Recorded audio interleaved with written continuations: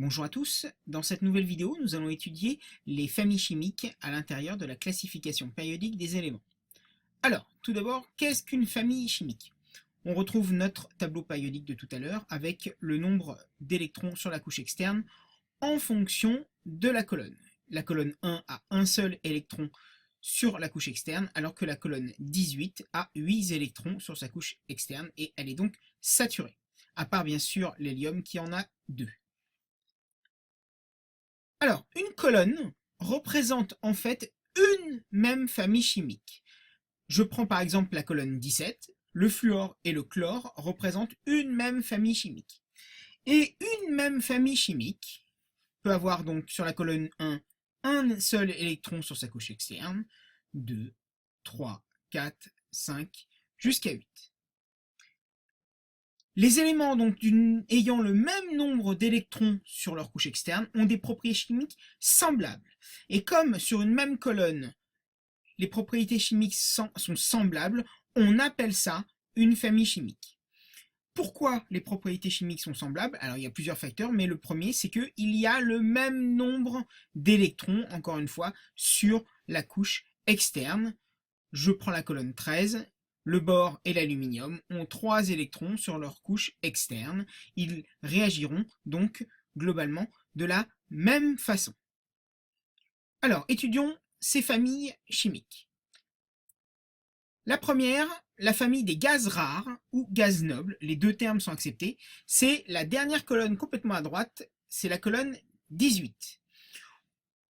Où vous allez pouvoir retrouver de l'hélium, ça je pense que vous le connaissez tous, du néon, vous avez entendu le terme, de l'argon, du krypton, et si on continuait encore à descendre, on aurait du xénon. Alors, tous ces éléments-là sont tous, et sans exception, des gaz monoatomiques. Alors, un gaz monoatomique, c'est un gaz qui est composé d'un seul élément chimique. L'hélium est un gaz monoatomique, c'est-à-dire non seulement composé d'un seul élément chimique, mais composé même d'un seul atome. L'hélium peut être à lui tout seul stable dans la nature, tout comme le néon, l'argon, le krypton ou le xénon. Ils ont ce qu'on appelle une grande stabilité. Ils sont inertes chimiquement. Inertes chimiquement, c'est-à-dire qu'ils ont très peu ou pas du tout de réactivité chimique pour réagir avec d'autres éléments. Voilà, donc ça, c'est la première famille, les gaz rares. Donc, en application, vous pouvez avoir des balions gonflés à l'hélium. Vous pouvez avoir des tubes lumineux, ce qu'on appelle des tubes au néon. Vous avez sûrement entendu parler du terme. Et les phares de voiture sont ce qu'on appelle des phares au xénon. Donc voilà pour cette première famille, la 18, les gaz rares ou gaz nobles. Ensuite, on va passer à la famille des halogènes, qui est la colonne 17. La colonne 17, vous allez pouvoir y retrouver le fluor, le chlore, le brome et l'iode, notamment.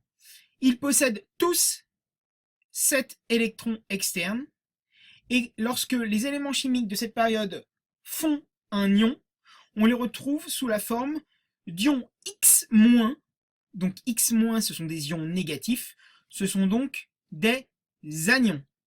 Et le terme des ions négatifs X-, puisque c'est la famille des halogènes, on va appeler ça des ions halogénures. X-. X, c'est le symbole chimique en général. Ça pourrait être donc Cl- pour l'ion chlorure, F- pour l'ion fluorure, Br- pour l'ion bromure, etc. Et les ions halogénures ont tous le même comportement chimique vis-à-vis des ions argent. Vous savez que si on mélange du nitrate d'argent à une solution qui a un ion chlorure, on obtient un précipité de chlorure d'argent.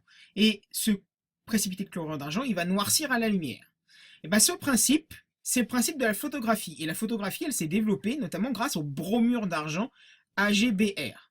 C'est aussi un précipité qui noircit à la lumière. Donc vous pourriez avoir des précipités de chlorure d'argent, de bromure d'argent, de fluorure d'argent et même de iodure d'argent, puisqu'ils vont tous réagir de la même façon avec les ions argent. Encore une fois, on est dans une même famille chimique, tous les éléments de cette famille ont les mêmes propriétés chimiques. Ensuite, la première colonne, la famille des alcalins. Ils ont tous un seul électron sur leur couche externe.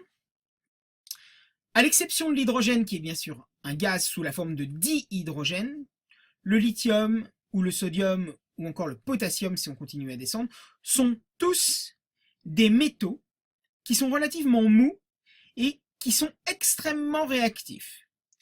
Comme ils n'ont qu'un seul électron sur leur couche externe, ils formeront tous des ions positifs, donc des cations de forme M plus M pour le symbole chimique qui peut être H, Li, Na ou K pour le potassium. Et ils réagissent tous très violemment avec l'eau pour former notamment l'hydroxyde du métal et produire du dihydrogène. Alors, l'hydroxyde du métal, c'est-à-dire, vous avez ici du sodium, donc qui est un métal, qui va réagir avec l'eau de façon très violente pour former donc l'hydroxyde de métal ou l'hydroxyde métallique, c'est-à-dire l'association du sodium métal à un ion hydroxyde HO- pour former, donc ça on l'avait vu, ça c'est de l'hydroxyde de sodium, donc l'hydroxyde métallique du sodium. Vous auriez pu avoir LiOH qui aurait été de l'hydroxyde de lithium. Donc on forme l'hydroxyde de métal plus le gaz du dihydrogène. Et encore une fois, vous pourriez tous aller voir une vidéo sur internet, le sodium et tous les alcalins réagissent très violemment avec l'eau.